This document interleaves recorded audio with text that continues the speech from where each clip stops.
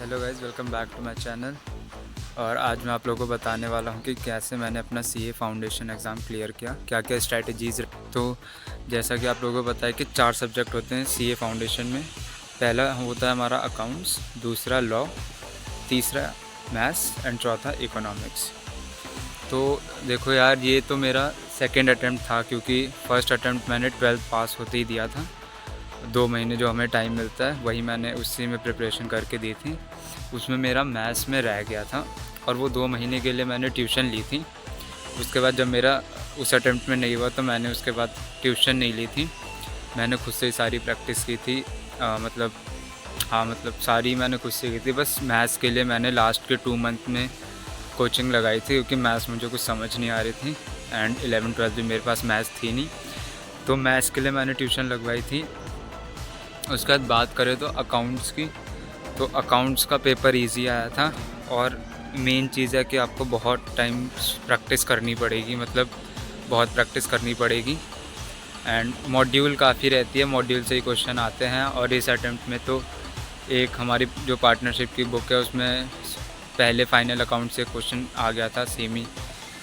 और फिर सेकंड बात करें तो लॉ की तो मैंने 3 कॉपियाँ बनाई थी, जिसमें एक मेरे सारे सेक्शन वाले थे और एक था मेरा जितने भी केस लॉ हैं उनको लिखा था। मैं उन्हें डेली रिवाइज़ करता था। मैंने लास्ट जो भी हमारे प्रीवियस ईयर के क्वेश्चन थे उनको किया था, मतलब सारे आंसर्स उनके लिखे थे, सारे जो भी क्वेश्चन सॉल्व किए थे वो उस कॉपी में किए थे।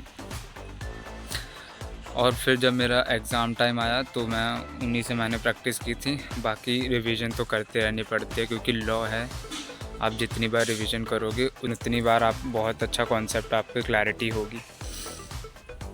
और उसके बाद आती हैं हमारी मैथ्स वही मैंने स्टार्टिंग मुझे लगा हो जाएगा मेरे से। मैंने स्टार्टिंग में खुद ही करा था, सारा प्रिपरेशन खुद ही किया था। बट फिर जब मैंने मॉक टेस्ट उठाए तो मेरे से बन नहीं रहे थे, मतलब वही 1 घंटे में मेरे से 30 क्वेश्चन के अराउंड अटैम्प्ट हो रहे थे।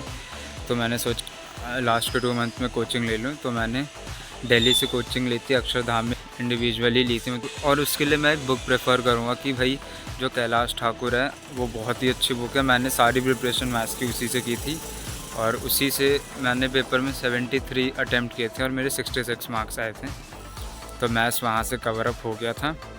और लास्ट हमारा आता है इकोनॉमिक्स तो स्कोरिंग सब्जेक्ट है, एग्रीगेट बनाता है।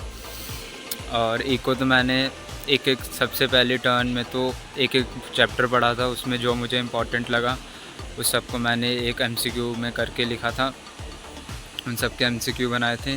फिर उसके बाद मैंने काफ़ी सारी फ़िज़िक्स वाले की वीडियोस देखी थी, उसमें पूरा मैराथन देखा था, उसमें से जो मुझे इम्पोर्टेंट लगा और जो मैंने नोट्स में नहीं डाल रखा था वो बनाया था, उसको नोट्स में ऐड ऑन किया था।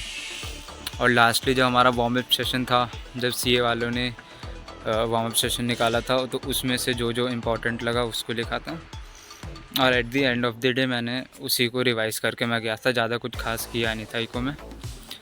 तो यही सब किया था। बाकी आप लोगों ने मेरी पहली वीडियो देखी होगी जिसमें मैंने आपको बताया था कि मेरे कितने मार्क्स आए थे, कितना स्कोर रहा था। अगर नहीं देखी है तो मैं उसका लिंक इधर पे ऊपर डाल दूँगा, तो आप देख लेना एक बार जाके। Thank you guys.